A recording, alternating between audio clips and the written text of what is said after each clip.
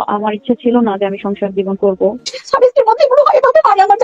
আবিকুন নাহারের তালাকের পরে call record viral, অর্থাৎ তালাক হয়ে গিয়েছে, এখন যতই ক্ষমা চাও কল রেকর্ডের মাধ্যমে, যতই দোষ ত্রুটি তুলে ধরো, কখনোই এটা আর সংশোধন করা সম্ভব না। তো চলুন আগে কল রেকর্ডটা শুনি, কল রেকর্ড কি বলেছে, তারপরে বাকি কথা বলবো ইনশাআল্লাহ। কোনো ইচ্ছা ছিল না, আমি এতটাই মানে ফ্রাস্ট্রেটেড ছিলাম এই বিষয়ে। দেন আমি এই সিদ্ধান্ত থেকেই আমি তার অফারটা চুজ করি, এটা ভেবে যে আমি তার সাথে তো আমার লাইফ লিড করতে হবে না, যেহেতু তার ওয়াইফ আছে, সে তার জায়গায় থাকবে, আমার একটা ছায়া থাকলো। স্বাভাবিক একটা ডিভোর্স নিয়ে এটা ভালো না, এবং সে যেহেতু প্র্যাকটিস করে অবশ্যই এটা আমার জন্য ভালো হবে। আমি তো আর সংসার জীবনে একসাথে থাকবো না, তো সে তার জায়গায় এরকম আমার একটা চিন্তা কাজ করছে, আমি মাদ্রাসায় থাকবো। তারপর কিন্তু বিয়ের পরই সে আজকে ফোর্স করা শুরু করে যে তার আমার সাথে থাকবে, আমাকে নিয়ে সে রংপুরে যাওয়ার জন্য ফোর্স করা শুরু করে, সে আমাকে ছাড়া থাকতে পারে না, ইত্যাদি ইত্যাদি। আমাকে তার মানে তার প্রথম পক্ষর সাথে মানে সে কোনোদিনও তার সাথে মন থেকে চলতে পারে না, ইত্যাদি। এটা হইতেই পারে, স্বাভাবিক, মানুষের জীবনে হয়, ভালো লাগা খারাপ লাগা থাকতে পারে।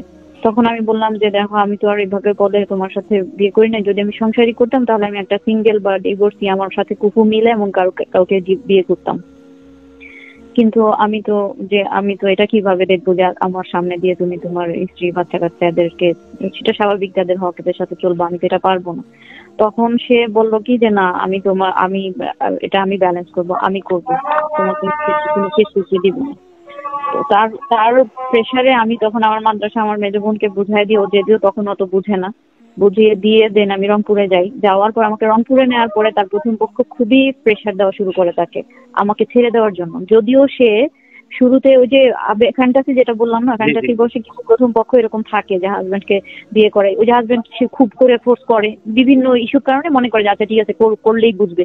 কিন্তু করার পরে যখন দেখে যে আমি খুব হ্যাপিলি লাইফ লিড করতেছি তার সাথে, বা সে আমার সাথে সুখী, তখন সে খুব কান্নাকাটি শুরু করে এবং ফোর্স করা শুরু করে যেন আমাকে ছেড়ে দেয়। সে এই ফোর্সটা করে, সে বারবার মেসেজ করতে থাকে, এই ফোর্স করতে থাকে। আদনান সাহেব পেরেশানির মধ্যে থাকে। প্রথম একটা বছর তার প্রথম পক্ষকে নিয়ে সে খুব পেরেশানি উঠায়।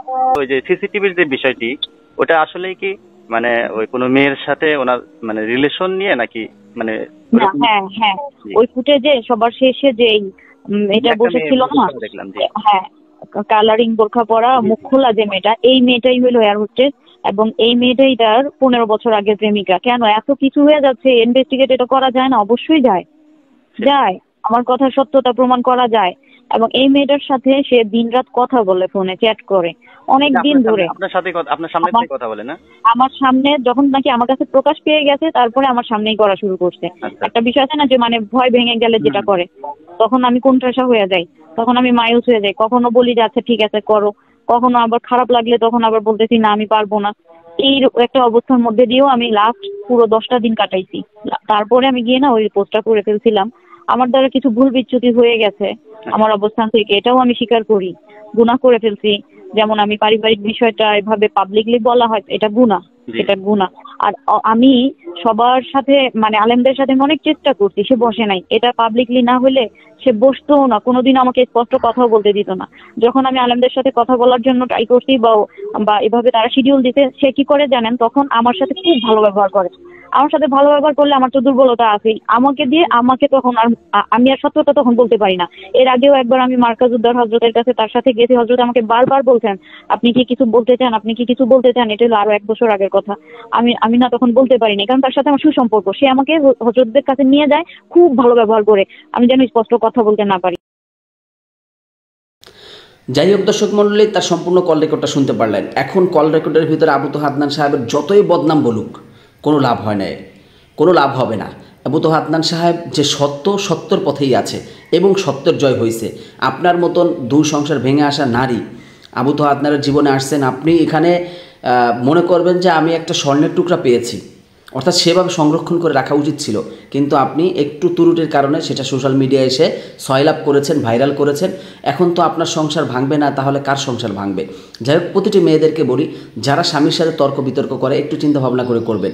যারা স্বামীর সাথে বাকবিতণ্ডে লিপ্ত হন, মানে কারণ ছাড়া একটু 19-20 হলে সোশ্যাল মিডিয়ায় এসে মানুষের মেলে পড়ে, তারা একটু সতর্ক থাকবেন। তাহলে আপনাদের হয়তোবা এরকম পরিস্থিতি হতে পারে যে পরবর্তীতে স্বামীর ছায়াই আপনার উপর থাকবে না। যাই হোক দর্শক মণ্ডলী, এখন যতই কল রেকর্ডে তার বদনাম বলুক, তার কাছে ক্ষমা চাক, যতই যা বলুক না কেন, এখন কোনো কিছুতেই কোনো কিছু হওয়া সম্ভব না, তালাক হয়ে গেছে। যাই হোক, সম্পূর্ণ ভিডিওটি দেখে আপনার মন্তব্য জানাবেন। ভিডিওটি ভালো লাগলে লাইক এবং শেয়ার করবেন। তো সবাই ভালো থাকবেন, সুস্থ থাকবেন। আসসালামু আলাইকুম ওয়া রাহমাতুল্লাহি ওয়া বারাকাতুহু।